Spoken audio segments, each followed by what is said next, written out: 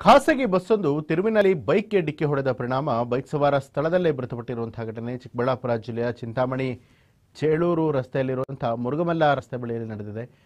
ತಾಲೂಕಿನ ಇರಗಂಪಲ್ಲಿ ಗ್ರಾಮದ ಜಗನ್ಮೋಹನ್ ಮೃತ ದುರ್ದೈವಿಯಾಗಿದ್ದಾರೆ. ಬೈಕ್ನಲ್ಲಿ ಹಿಂಬದಿ ಕುಳಿತಂತಹ ಗ್ರಾಮದ ವೆಂಕಟಾಚಲ ಎಂಬುವರು ಗಂಭೀರವಾಗಿ ಗಾಯಗೊಂಡಿದ್ದಾರೆ.